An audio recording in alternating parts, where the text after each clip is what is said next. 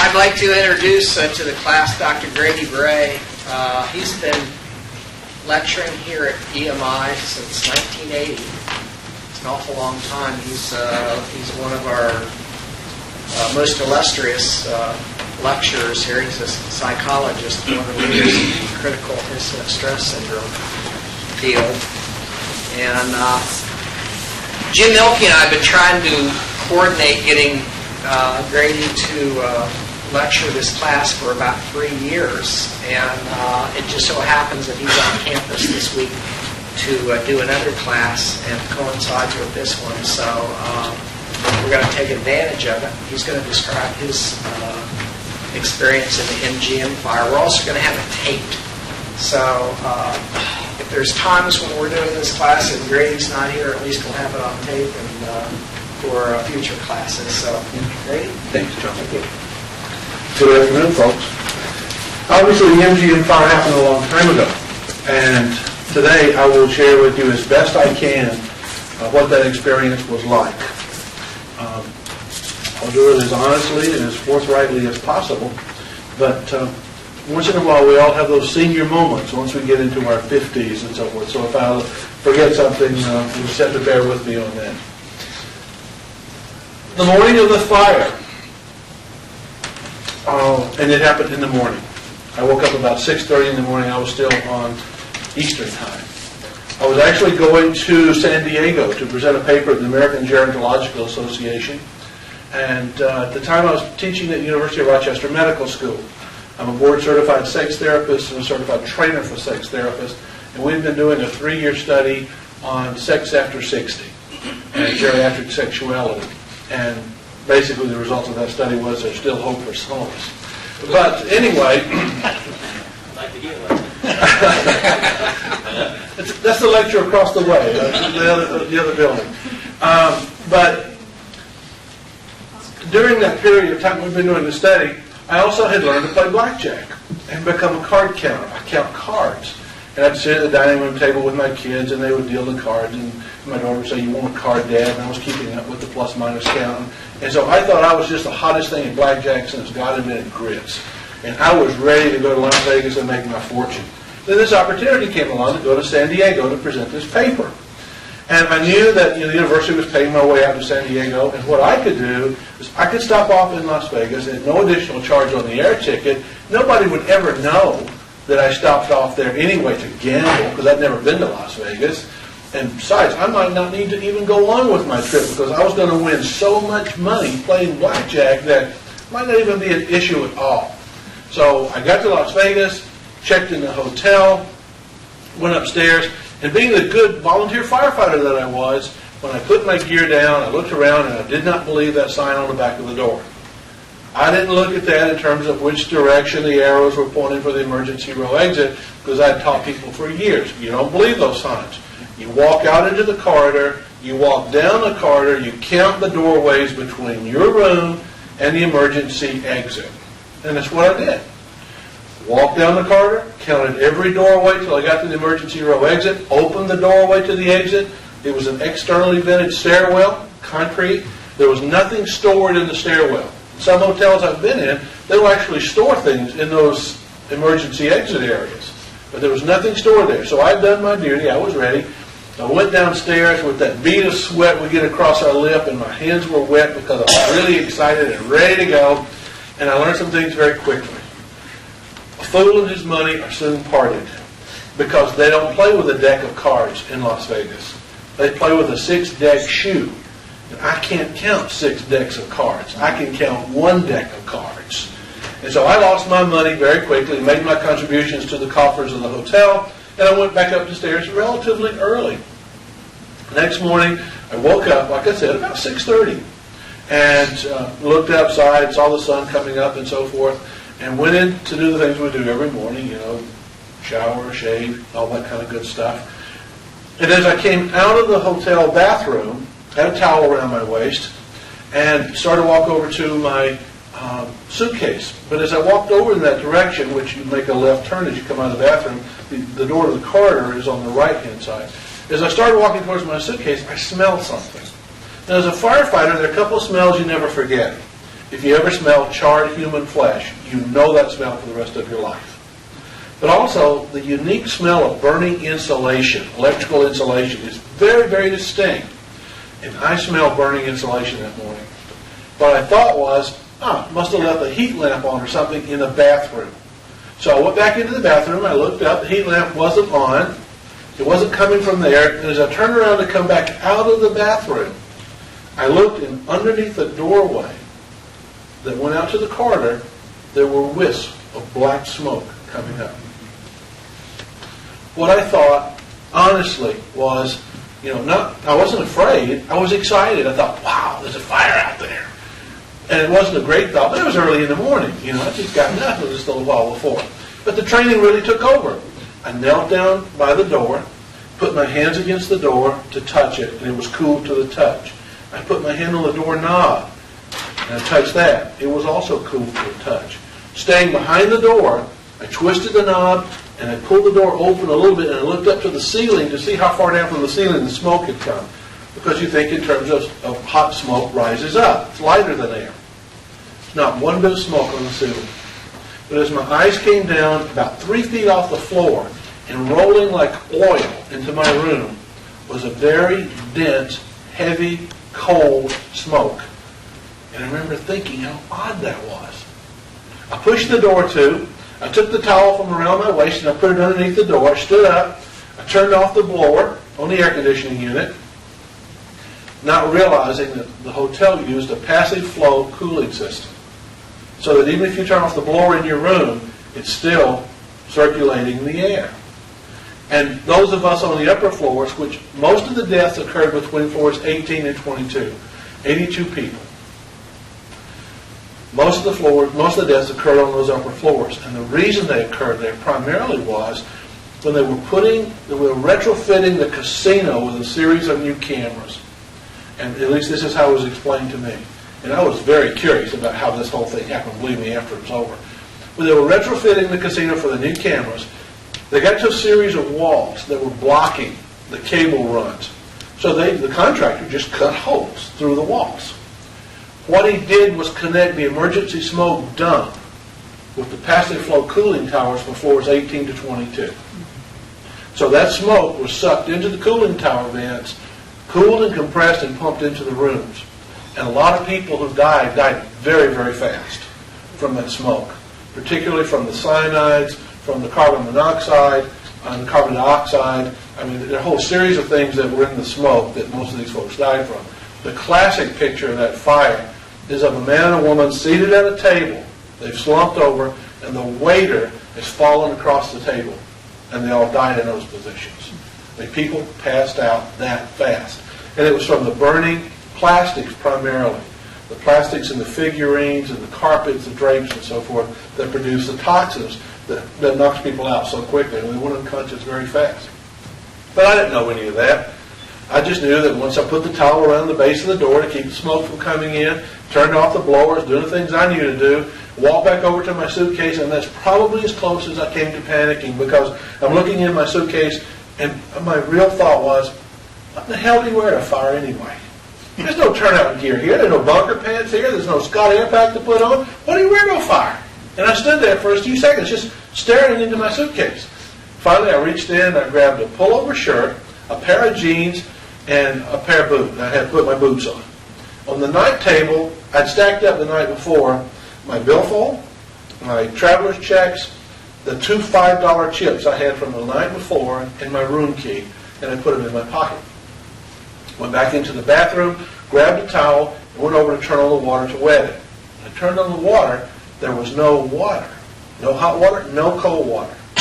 I was told it had to do with the force of the fire and the movement against the pipes and the rupture of the pipes, so the water drained out and into the lower levels of the hotel.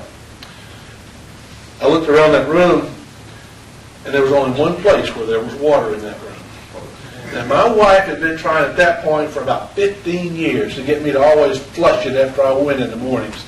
I can assure you, you can go in any hotel I'm traveling in to this day, and you could drink out of my commode if you wanted to, because it is pristine. It is clean and clear. But that morning, I didn't worry about it. I just dumped my towel right down in that yellowed water, And I slapped it on my face, and I went back, and I put my hands on the door again.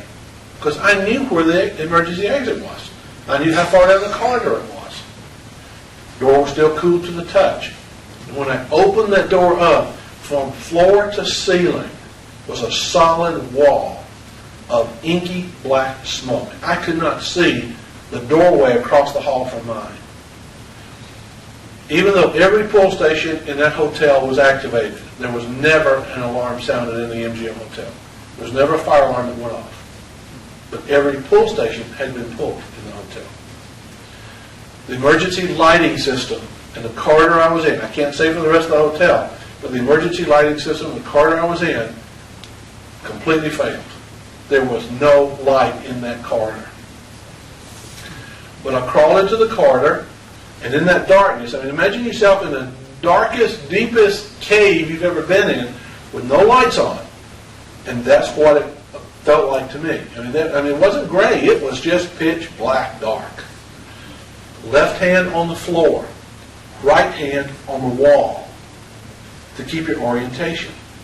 And as I crawled along, I would have to move my hands along. Because if you ever move your hands away, you can get disoriented in the darkness. So I knew which way I had to go, and I knew how many doorways. So I started down, and I would slide along, crawling hands and knees with this towel over my face. And the truth is, I was holding my breath. From the time I went into that corridor, all the time through this beginning part, I was just holding my breath. Now, how long can you hold your breath? If you're really in great shape, you can probably hold it for roughly a minute. And if you're scared or excited, it's less than that. This is what happened in the length of time that I could hold my breath. I could hear a man running down the corridor behind me in that darkness. He is crying, he's swearing, he's bumping into the walls, and he's coming closer and closer to me. As he got close to me, I took my hands away from the wall, and I balled up, and I put my hands over my face so he wouldn't kick me in the face or in the head if at all possible. He never hit me. He actually went past me on the other side of the corridor. And at one point, he hit into the wall, and he fell over, and I could hear him as he started to throw up. And then he aspirated. He was throwing up, and then he's inhaling at the same time. And you could hear this gurgling as he's choking, and then boom. He wasn't choking, he wasn't gurgling, he wasn't moaning, he wasn't making any noise at all. And remember, all of this is in less than 1 minute. I could also hear a woman in a room somewhere near me. And that woman was saying a rosary.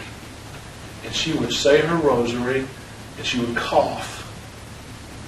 And she would start her rosary again and be a little softer. She'd cough. And she'd start her rosary, and then she was just quiet. Not another sound. Now I could hear that. When you're deprived of your primary senses like sight, your other senses we really pay a lot more attention to. And your hearing feels like it's much more acute. It's really not. It's just we're not distracted by what we see. But you can hear this so clearly. And I'm thinking, what is wrong with these people? They're passing out so fast. Something is wrong with this smoke. I mean, I've been to a lot of fires. I've never seen any situation where people passed out like this. And those thoughts are going through my mind. And then I had to take a breath. I couldn't hold my breath anymore. Even through that towel, it was the most painful breath I've ever taken in my life. It felt like somebody was reaching inside and ripping the layer of skin off the inside of my lungs and my trachea. It burned so badly. The closest analogy I can give for it would be if you took a big pail, maybe a 3 or 4 gallon pail, and you put a couple of quarts of ammonia in it, and then added some water to it, stirred it up, and then put your head over so you're in the fumes, and you inhaled as deeply as you could. That's the closest parallel I can give you to what it felt like. It hurt so bad, and I started coughing. And I thought, I cannot make it to the exit because these people passed out so fast and this hurts so bad. There's no way I can stay in the smoke through the series of doors I knew I had to get through to get to that exit. Because I'd only gone down 2 doorways in a minute. So I turned around, keeping my orientation, left hand on the wall, right hand on the floor, crawling back. I got to my room, reached in my pocket, I took out my key, because when the door pulled to, it locked. I unlocked the door. And I remember running across that room and grabbing the window and throwing it open as far as it would go. The window was like a big almost like a double glass sliding door. That's about what it felt like to me. And it was bolted, so it would only open about 3 to 4 inches. To this day, I can remember the feel of the cold steel when I pushed my face into that opening, and I blew out. I could see the smoke. I blew the towel. I could literally see the smoke as it came out of my mouth. And I'm looking outside, and I can see that outside there's a gray, a lighter colored smoke than was coming into my room, because my room was getting very gray at that point, even in that minute or so I was outside.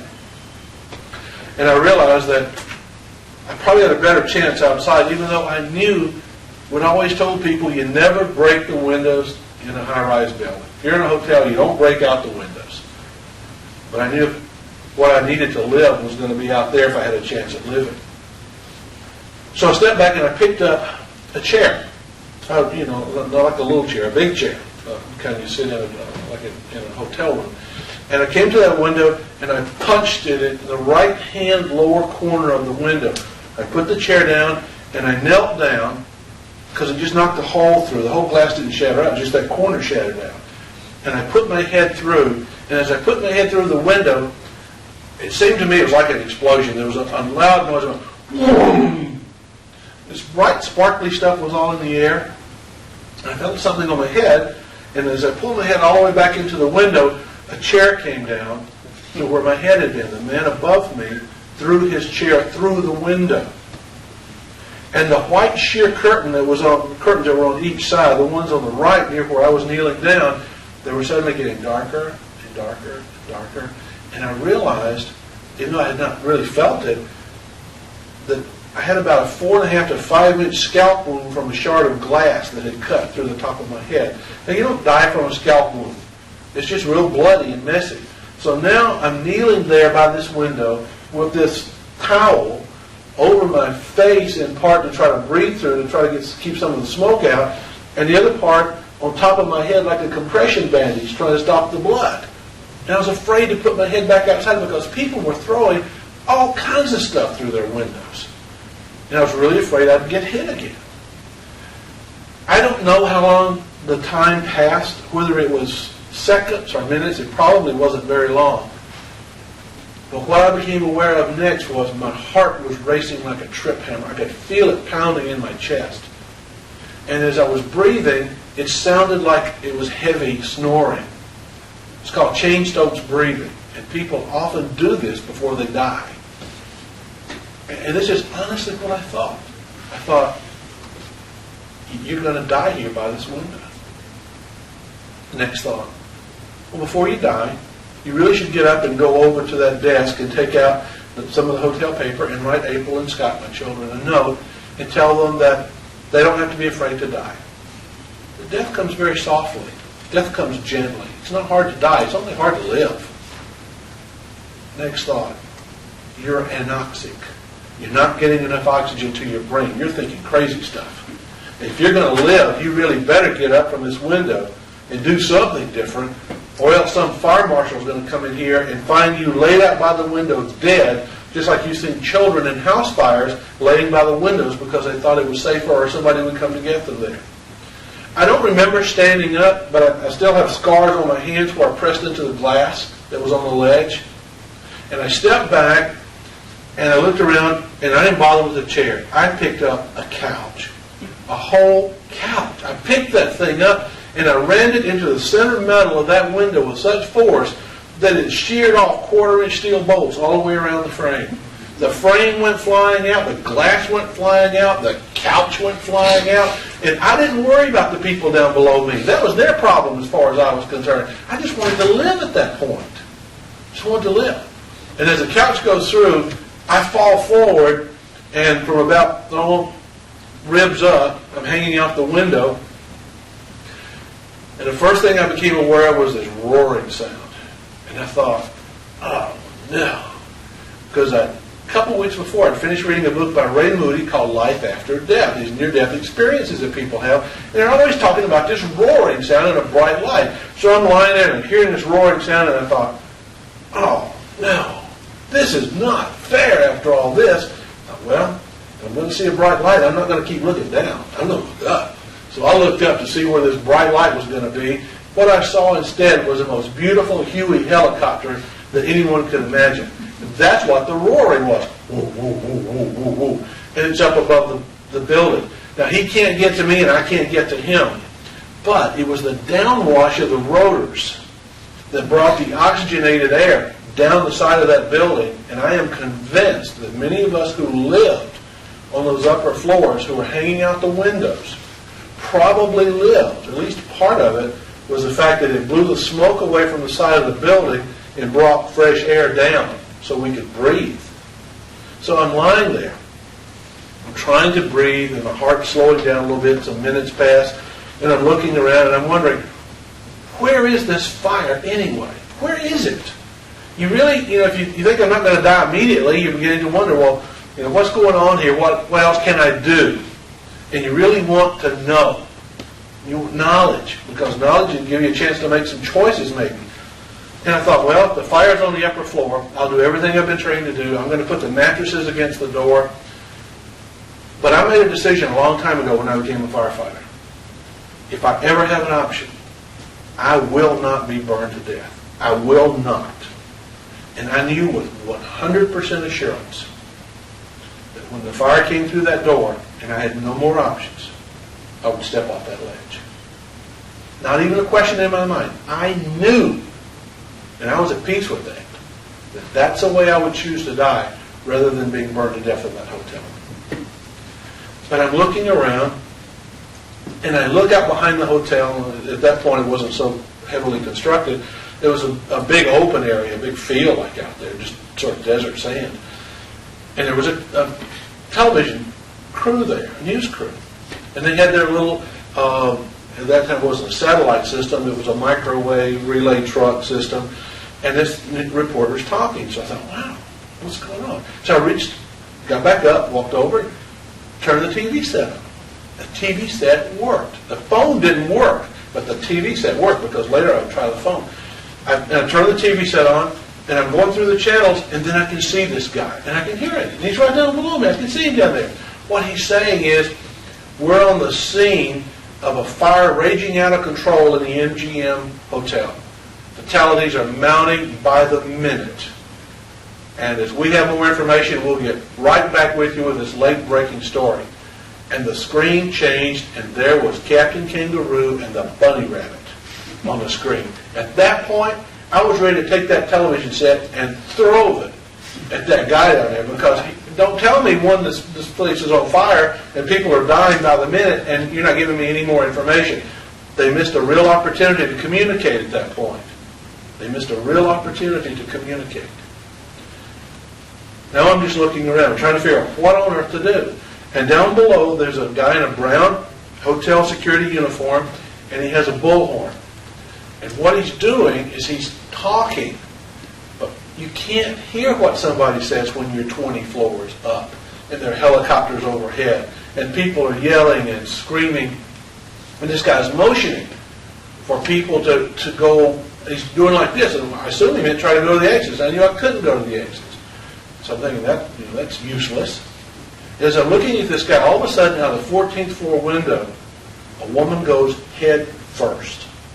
Now, in the reports, they talk about a woman who slipped off the 14th floor and died. I assure you, that woman did not slip. I saw her go through the glass. She went head first, and you don't plan to live when you go head first. And I understood it. At that moment in time, I genuinely felt like I understood her decision. She couldn't stand the waiting any longer. We didn't know what was going on. She could not stand this void of information. And in her anxiety, to end her anxiety being so terrible, she just goes right through the window. As people are yelling and screaming and looking over that way, out of a 5th floor window, a woman is being lowered on a makeshift rope of sheets and spreads and drapes. that had tied everything together. And this guy's standing up in the window. He's knocked the glass out, and he's got this rope going behind his back, and it's under her arms. And she's got her feet against the side of the building, holding the rope here, or holding the sheet, basically, is what it was. And she's pushing off, like someone rappelling down the side of a cliff. And people were suddenly screaming out loud, "No, don't do that. Get her back in. Get her back in." And all of a sudden I realized that I was screaming with everybody else at the top of my lungs, "Don't do that." And as we watched, they had tied slip knots, and they pulled apart. That woman fell straight down, looking up, and because of the layout of the hotel, I'm looking across at this wing of the hotel. And that woman went straight down, and she hit with her knees locked, just like this. She disarticulated at the hips. Her femurs came out of her sockets, and her feet literally came together and hit over the top of her head. And you're watching all this take place. And people are in windows, and they're crying, and even behind the glass you can see them crying and sobbing, and those who've broken the windows out. And I'm looking around, and as I'm leaning out to look around me to see if there's any other way I can possibly get out of there, I look into the room next to me, and in the corner closest to me, there's an elderly gentleman. I would guess this man's in his early to mid-70s. And he's got his wife cradled in his arms. And he will take a breath in that smoky room, and he will bend down, and he will blow into her mouth. He does not even know to pinch off her nostrils. He will raise his head up slowly, try to take a breath and cough. Then he'll go down and he'll blow in her mouth again. We're so close that at one point, as I'm leaning way out, and there's just this wall between us, I'm leaning way out, this man sees me. He looks straight at me. And we're so close, I can see where the tears had washed away the soot from his face, from the streaks coming down. He took his hand from behind her head. I mean, she had obviously died sometime before. I mean, pupils were dilated out, everything. He took his hand from behind her head, and he pressed it against the glass. And by straining as far as I could around that wall between us, I could get my fingertips on the glass. And I held my hands right there until that man died. I'm a trained firefighter. I've been taught all my life when we can see people who are that close, we don't lose those folks. In my head, I knew I could not save that man's life. But in my heart, it took me more than a year to accept that I could not save that man's life. It's called survivor guilt. But that mourning would go on for several hours. Eventually, a construction worker saw them recharging air packs. Guess he'd never had one on in his life. He wasn't a firefighter. But he decided he would put one on and come to the upper floors to see what was going on. Just happened to get off on the 20th floor, I guess. He's walking down the corridor, excuse me, and he has a ball-peen hammer and a number 10 crescent wrench in his hands. And he's banging away on this compressed air cylinder. And what he's saying is there anybody alive? Is there anybody left up here? But he obviously has never had a faceplate on before, because he doesn't know that with a faceplate on, you can't tell what somebody's saying like that. Not from any distance. It's just a garbled mess of noise. But I could hear the clanging. I remember thinking, what on earth is that coming down the hall? All this clanging. When he got near the door, I could hear a voice. I couldn't hear what he said, but I could hear his voice. And I hit against the door with my hand. And he came in real close and he said, "Is there anybody in there?" And I remember thinking, what the hell do you think's banging on this door? You know? I said, "Yes." He said, "Well, open the door." So I opened the door, and he's in this corridor still with all the smoke. He's got a flashlight. And he looks at me, and I hold my hand out like this, and he takes off the faceplate. He said, we were buddy breathing, going down the corridor, over the bodies in the corridor, got to the stairwell. He walked down with me, stepped over bodies that were in the stairwells, going all the way down to the lower level. We got down to the emergency exit door. He said, "I'm going back upstairs." I said, "Okay." I was in shock. I mean, I'm bloody, I'm sooty, I've got all kind of smoke inhalation problems. I didn't even tell him you shouldn't be banging on a compressed air cylinder with a hammer and a wrench. But, he went back upstairs and don't know who he was or anything. I go walking outside, and I just look a wreck. And I'm looking around, and I remember standing there by the door, and there was nobody by the doorway. Not one person by the doorway. And I'm looking around, and there's still smoke flying out of the building up at the top and everything. And I think, wow, it's a hell of a fire. It's a hell of a fire here. And I'm just looking around, wandering. This woman sees me. She's over the Barbary Coast. She crosses the yellow tape line, comes over to me. She says, I'm a nurse from Philadelphia. Are you okay? I said, I don't think so. And she said, no, I don't think so either. Let's go find somebody who might be able to help you. So, boom, off we go. And we'll go around back, walk around back. I would have followed her anywhere, because when you're in shock, you're not making good decisions. And this woman could have literally led me anywhere she wanted to, and I would have just followed right along. But she took me back to the EMS station in the back of the hotel. And there, of course, as soon as you get there, you start the evaluation, and you're in O2 and IVs, and it's lights and sirens, and off you go to the hospital. Had a cardiac thrust, had a whole bunch of other issues going on. And we got there, and I'm lying on a gurney, and this paramedic comes over to me. And they clean you up enough just so they can write on you, because they write on your body when you're doing disaster stuff. And he looks at me, and he starts cutting off my clothes with his penny cutters. And he got to my boots, and I said, please, don't cut my boots. I'll take my boots off. He said, sorry, we don't have time. And I thought, you have no appreciation for how long it takes a man like me to get a pair of Tony Lamas that fit. He goes right through my boots, cuts them off, throws them over to the pile to the side. And then he opened his go kit all the way up, his medic bag, and he saw all the tags laid out. And I remember thinking, oh God, please, not a gray tag, not a gray tag. Because a gray tag means we're just going to make you comfortable, but you are going to die. And it's really strange when they start wrapping a tag around your toe, because they literally, well, they didn't wire it, it's a plastic strip, it goes right to it, and they just pull it and it tightens down. It's a real weird sensation. Unfortunately, I didn't get a gray tag. But you're lying there, and eventually it's my turn to go to the hospital, go inside. And as I start to go inside, helicopter starts taking off. This man walks over to me, hands me a clipboard, and he said, as you go in, would you mind signing this release form for us? I said, sure, what is it? He said, this is a release form from the MGM Hotel on their attorney. I talked about his parentage in non-complimentary terms. And I said, I may be a Nazi, but I'm not stupid. So this is not going to hold up in any court because of duress. I mean, you can't do this. This is not. I said, because of this, I'm going to sue you. Not because of the fire. It's probably an accident. I'm going to sue you because of this. And I gave him his clipboard back and told him where he could put it. And they pushed me into the emergency room. And this young woman, sweetest little lady, came running up, grabbed the side of the gurney. I mean, her neck was all mottled and broken out, and her nostrils were flared like a horse at a Kentucky Derby. She was breathing hard. She said, mister, I'm all you've got. I said, what? She said, I'm all you've got.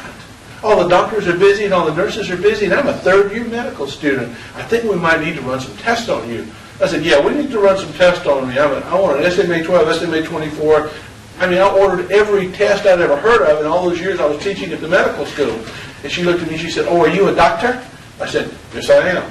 I teach at a medical school in Rochester, New York. She said, oh, no, she did not say to me, are you a physician? I'm a PhD psychologist, but I'm entitled to the honorific term doctor, And so she's writing down all these tests I'm ordering. She said, oh, that's really good. I said, yeah, that's very good. And I held out both arms with the sticks like this. But anyway, once I was in the hospital for a while and got stabilized, and then they shipped us over to a center, and they processed us again, and then eventually to another place. And about a day and a half after I got out of the hospital, I had a flight and got back to Rochester, New York, to the hospital there. But that is the experience of living through what it's truly like, and as honestly as I can remember, that's exactly how that morning went for me. The transport time for me was 10:51, and the hotel fire itself was a little after 7. So it was almost 4 hours in the fire that morning. There were 88 people who initially died from the fire itself in the hotel. Some of the people who died, two of the guys, I have a friend who's, because I do DMOR, like on my shirt, stands for Disaster Mortuary. We do large-scale operations like plane recoveries, body recoveries from plane crashes, and terrorism like Oklahoma City and so forth. But a friend of mine who is a medical examiner out there let me listen to the tapes of a couple of the autopsies they were doing because I wanted to know about why people died. These two fellows actually had made it out of the casino. They could see the fireball at the other end of the casino. And they looked back and there are these tables with all this money on it. So they turned around and they ran back into the casino and they scooped up the bills. And they turned around not realizing that one estimate is the fireball was traveling at about 30 miles an hour at one point, coming through the casino. And as they started to run back towards the door, the fireball just rolled right over them. And on the autopsy, when I do the post, the comment is made, human flesh is a pretty good insulator. Look at this. These guys both died for less than $200. And that's what their lives were worth to them at that point. There were also people in the hotel who died because they used the elevators. And they came to the casino level. And as soon as the doors open, you've got all that oxygen that's in the air that's in that elevator, and the fireball, the room was already fully engaged at that point, and it just flashed right inside with them, and they died in the elevators there. But most of the people died from smoke inhalation. Most of them died from smoke inhalation. A few died later from pneumonias associated with the lining of the lungs peeling off because of the chemical composition of smoke in some areas of the hotel. It formed in essence like a carbolic acid, and it literally just sloughed off the linings of their lungs, and then the fluids collected around it and they died of pneumonia. So those are the facts that I can recall right now about other forms of death other than the people who literally died in the fire. And not very many people died from the flames. The fire itself never got above the third floor. Most of it was contained. Of course, it started in the deli. It was accidental. It was not purposeful. But the alarm system was fused. It was melted out by the intensity of the heat because the system was on the level below the deli, and as the fire moved through it, it neutralized the whole alarm system. Any other questions? Anything else? We'd like to try to answer anything I can for you. Yes? Why don't they eliminate all those plastics and things that have very high level of toxicity from building construction? I mean, this sounds so serious. I mean, it appears to me that maybe we should go back to the so-called primitive, ways of building these structures. In the newer hotels, according to their codes in Las Vegas, and probably in most of Nevada, you probably have one of the most stringent fire codes in the nation, I would guess. Certainly, the newer hotels don't have the plastics like that. They're all flame retardant. They're not they're not inflammable, but they're flame retardant and so forth. And the composition doesn't release the organics that they get into creating some of the acids and so forth that are so toxic, so lethal for people. So I think we have learned from that. The big changes in Las Vegas in their fire code, though, did not come after the MGM Hotel. It did not change them. There was a subsequent fire about 2 months later, I think it was, that was at the Hilton, and that was deliberately set by a disgruntled employee. And it was after that fire that they started changing the fire codes. At least that's my understanding. I'm not an authority on fire codes or anything, but I was doing, as a matter of fact, talking about this incident for an NBC Dateline segment that was shown back in February. And they had flown my wife and I out to Las Vegas, and we shot the footage in the room I was in the hotel. And I was talking with one of the guys. We were staying at the Rio at the time because that's where NBC put us up. I was talking with the security chief there because I like to go down and talk with folks and sort of find out what's going on. And I said I would guess that probably the Rio, being one of the newer hotels, is probably the safest hotel in Las Vegas. He said no, it's really not. He said the safest hotel in Las Vegas is the Luxor, the one that looks like a big black pyramid. He says without any question, he said they have the best fire suppression system, fire detection system, escape systems for the guest, and the materials they use in developing that are all fire retardant materials throughout. He said if he had a place to go stay, that he wouldn't stay at the Rio, the hotel he worked for. He said I'd go stay at the Luxor because it's the safest place to go. I'm staying at the Rio a few weeks. They want to charge me more to stay up on the 20th floor, and we got the room down on the 4th floor. For less money. Yeah. And I was thinking, gee, I should be paying more money to be down on the 4th floor. Yeah. No, that only lasted for about 18 months. After the series of fires in Las Vegas, it turns out that so many people coming into Vegas wanted the lower floors, they started charging premiums for floors 1 through 11. Remember your fire trucks, the ladder trucks go up to what, the 14th floor? Does anybody remember? I think it's around the 14th floor now for the bigger ladder trucks. And so they were charging 11 and down was a premium. That was only for about a year and a half, and then they changed it. The reason you pay more for the upper floors, they say now, is because you're above the level of the noise. Vegas is really a noisy place. But if you're going to be at the Rio, I like the Rio. It's a great place to stay. Just stay low. Yes. Would you still advise someone that he should, in fact, stay in his room, doors and windows closed for everything to be quiet?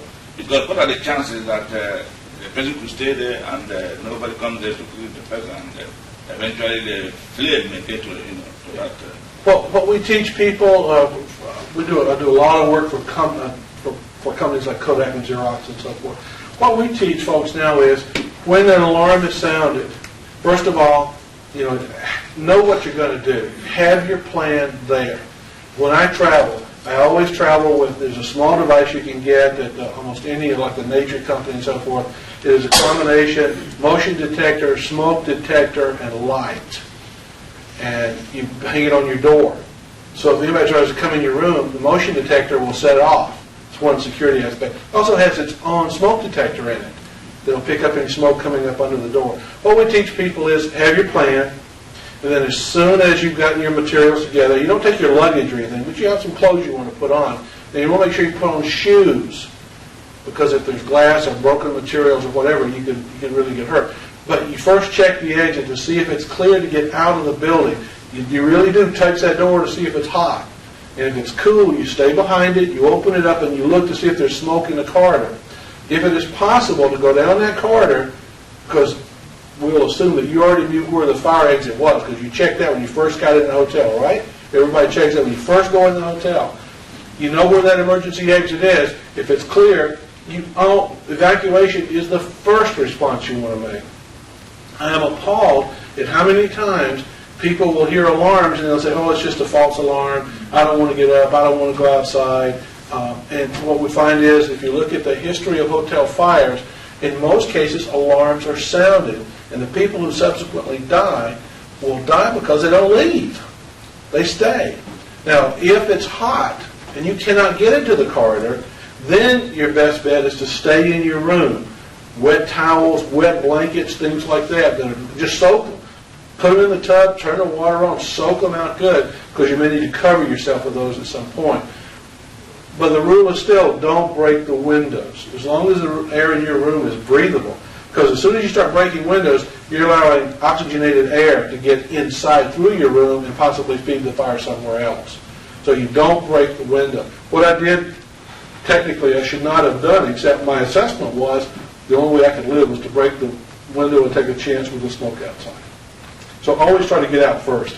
And folks, I know it's inconvenient to get up in the middle of the night at 2 o'clock and go traipsing down 20 flights of stairs. If you don't want to go all the way down the stairs, just so you're in an externally vented stairwell and it's concrete, it's safe, maybe you don't want to go all the way down. I do. I leave. I don't stay in hotels when the alarm goes off. Now, it's true, I've gone out on a number of false alarms. The night I was at the Rio, one night when we were there, my wife and I think, probably were the only people who got up and left the Rio Hotel when the fire alarm went off. A group of kids pulled the fire alarm, and it was a false alarm.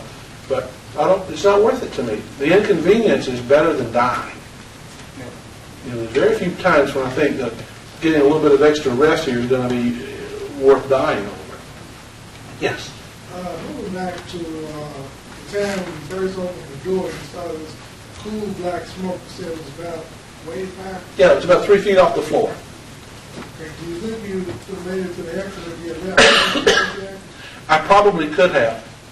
I have wondered about that one myself so many times. If I had just taken off right then and just booked on down that corridor, but it never dawned on me that the whole corridor would fill up. I mean, in those times, the truth is we don't often think these things all the way through. In retrospect, look at it now and say, it would have made a lot more sense just to leave and go at that point. But at that point, what do you have on, for example? it's kind of streaking, down through there. Yeah. Stairway built most house. If you would have made it to the stairwell. No, some of the people who died in the stairwells died because people on some of the floors propped the exit doors to the stairwell, where you entered the stairwell, they propped those doors and opened with chairs. And the reason they did that was there was no light, but there was light from outside, and so once you got close enough to it, you could start to see the grayness, and you kept moving in that direction. What they didn't realize was that by propping those doors open, they allowed the smoke to just go right out, and it went right down the stairwell. My understanding is that when they first got to the bottom of the stairwell, the hotel had put metal pins in the emergency exit doors, that when the alarms were sounded, those pins would have been automatically withdrawn. Their concern was people coming from the outside into the hotel in an unsupervised way. So it was a security issue. The problem was the pins didn't withdraw. You hit the crash bar, the doors wouldn't open.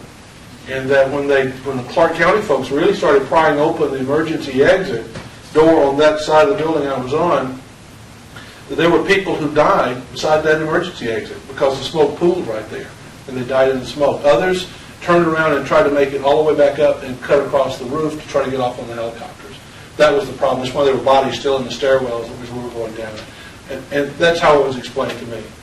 I never saw the pins in the doors or any of those things. I'm just relaying to you what I was told. No. But and that was part of I know on the class action suit, for some of the folks, that was part of the culpability of the hotel, was that they had secured the doors in such a way that the crash bars didn't work and you couldn't get out the doors on your own. The other big issue that was there was I have a relative who makes gaming tables in Las Vegas. Then he had a friend who worked in Vegas, and they got me a copy of the disaster protocols for the hotel. The 7th item on the list was to notify the guests that there was a fire in the hotel. And once we went to court with that, they settled it. We never made it to court. They settled out of court. Yes. I have one other question. On the way down with your friend, the construction worker, did you realize that the people you all stepping over were dead? I assume they were dead. I didn't stop to check them out. I'll be honest with you. You literally had to step on top and over? Yeah, we just stepped over them. He never stopped and I never stopped. We just kept walking. Because they weren't going anywhere. They were just sort of laying there, so I assumed they were dead. And if you look at the plats, the diagrams of where the bodies were, and there were people who were dead in the corridors there. Yes. The smoke that went up the 18th floor, did it affect the floors in between, or were they affected by? My understanding is it was just the warm air smoke rising that affected the floors above the 3rd floor up to floors 18. It was only floors 18 to 22 that the smoke went through the passive flow cooling towers where it was cooled and compressed. That's what I was told. Yes. How long after the fire did you change your career from sex therapy to what you're doing now? Actually, what I do now is directly related to that. We make some choices in life. And after going through the experience, what happened was I got back home and I knew that I was different, that this event had changed me. I was depressed. I was anxious. I couldn't think straight. All the things that we know that happen to people who go through these truly traumatic events. So I went to my friends who were like the psychiatrists and psychologists and social workers, and I said, I'm having a real problem with this, and I can't see my patients, I can't really teach, and there's something wrong here. And what I discovered firsthand was that almost all the interventions we do in mental health are based on an illness model, that you're psychiatrically mentally ill, and then they're going to treat you. But I knew I wasn't mentally ill before I went there, and I wasn't mentally ill after being there. Something had happened. So I got very interested in something called post-traumatic stress disorders and started looking at what do we do to people who've been through traumatic events. And unfortunately, what we did with them, we treated them like they were mentally ill. We gave them medications and drugs and did all kinds of things with them that didn't let them recover. So I started doing some research when I got where I could think again. Started doing some research and looking at what do people do in terms of crisis intervention. I looked at the nursing literature, the social work literature, psychology, everything you can imagine. And out of that, I took all that and then I put it together with what I went through during the incident and for the months after the fire. sort of what were the stages I went through, what did my family go through, what helped and what didn't help, and out of that wrote a program to try to assist people. And ever since then, the company I have now, we do international disaster and crisis response. As a matter of fact, the last thing we did was Occidental Oil and Gas out of Bakersfield, California, called and wanted to know if I'd put together one of the teams to go to Peru. They had a 737 crash. And you can't take a team from one government into another, but as a private company, I could handle that for them. So we went down and spent 2 weeks in Peru working with the survivors and families and recovery operations for the bodies and so forth. So, and that's what we did. You're very fortunate then to have professional affiliations, because you probably found immediately in your family there was not that resource to be able to prevent. As a matter of fact, I'm teaching a PIO class, a Public Information Officer class. One of the reasons that I do this too is, at the time my children were very young. My daughter was 11 and my son was 9. And when my daughter stepped off the school bus at our house, a local television camera crew, the woman reporter, put a microphone in front of her face and said, we know your daddy died in the MGM hotel. How did you find out about that? And my daughter didn't know. She didn't know. And I didn't die, obviously, in the hotel. What had happened, they had a computer show in part of the hotel. And they helped them with the Red Cross put the list of the survivors and the fatalities. And somehow, it's just an error, I got put into the fatalities list. And so my family was notified, my wife was notified that I had died. And so. When you were supposed to be going to San Diego, right? Yes. So how would they tell your family that you died when you told them you were going to San Diego? Well, it was quite a surprise to them to know I was at the MGM hotel. But when I checked in the hotel, you signed in the registry and everything. Yeah. And the hotel would offload information to another site. A lot of hotels do that. When the information comes in, it's actually not stored right there on site. It's offloaded to another site. So all they had to do was pull up their records. They could tell you who was registered and who wasn't in the hotel. Yes. You mentioned 88 deaths. How many trauma victims were there, and what was the distribution of the types of trauma? The trauma victims were the people who, the biggest trauma victims were those who fell or who jumped. There were only 5 people who died from that type of trauma. But the ones who survived. Mm-hmm. Was there must be a big segment of people that survived but had lungs messed up or? Oh yeah. Yeah, the medical complications I don't know the final figures on how many people actually wound up with ongoing medical problems.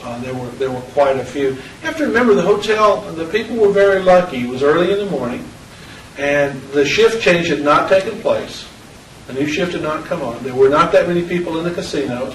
The estimate from the Clark County Fire Department was that if it had happened like at 8 o'clock in the evening or 7 o'clock in the evening, that the fatality ratio would probably have been somewhere around 600 to 700 deaths at one point, if I remember that correctly. It was in the hundreds because, again, there weren't that many people in the hotel.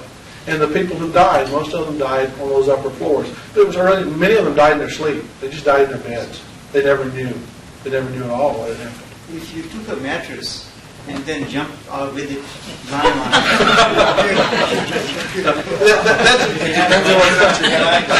that's about as helpful as saying you jump out the window and just before you hit the ground, when your feet touch first, you jump up real quick. One of the fellows I was working with in Peru who hated to fly, he was scared to death to fly after the crash. He said what he does now is when the plane starts to take off, he pulls up on the seat so there's not as much weight in the plane. That's the true story. Yes. Dr. Bray, you had mentioned that the emergency light was not on, but then you also mentioned the television was still working. So in actuality, the emergency light would have never really come on. It didn't lose power. Oh, okay. So, and that's a common misconception. You don't get emergency lighting until you actually physically lose the primary energy source. Okay. And a lot of people, unfortunately, get caught up in that in the fire because they think that something in the fire is going to turn those lights on and make it brighter. But it doesn't work that way, unfortunately. In all the years of talking about this experience, and I have, other than the Dateline and stuff, I don't talk about it very much anymore. Joe just asked me if I specifically do this. In all the years of talking about this, nobody's ever explained that. I've never heard that from me. That's really neat. So I learned something new today. Yes. Follow up on that, and I would be surprised if you do recall, but when you first looked out in the corridor, do you recall whether the lights were on in the corridor at that time? I don't recall seeing any lights in the corridor. But you could see the smoke, I so could see there the must have smoke. been enough Yeah, there had been enough light to see it, yeah. to see it. Really hadn't thought about it that way, but yeah, because I could see the top of the smoke. It was almost flat. It was really strange because it's moving, but it's like when you're in a plane flying above the clouds, you look down and you see the clouds. It was almost flat, but there were little ripples in it, I guess like currents that were through it. So there had to be enough light in the corridor to be able to see that. Yeah. The power wasn't. Yeah. Yes. Aside from being changed in some way, do you feel as though you've completely recovered? I don't know that you ever completely recover from it. It depends on how you define recovery. I guess in a medical sense, sure, I've recovered from it. In one sense, though, because of the career I've chosen, you might say that I'll never recover from it, because for the rest of my life I will do everything I can to try to minimize the suffering that people go through as a result of the disasters like that, and to try to prevent that suffering if at all possible. But no, mentally, all the psychological profiles and mental function tests and EEGs, electroencephalograms, things like that, cardiac-wise, I had a complete medical recovery with that. But it took about 2 years. 2 years. But you still have an emotional side when you talk about putting the camera Oh, you better believe it. Never ever lose that. No. There's some things that are just too real, too vivid. If I were to just really let go, and if I focus on remembering what it was like with my hand on that glass with the guy in the room next to me, I mean, it's real easy for the tears to well up and the emotion. And the truth is, that's part of why I don't talk about it anymore. And there's some things you just move on with. You accept that they happen and you learn from it. But it's still painful.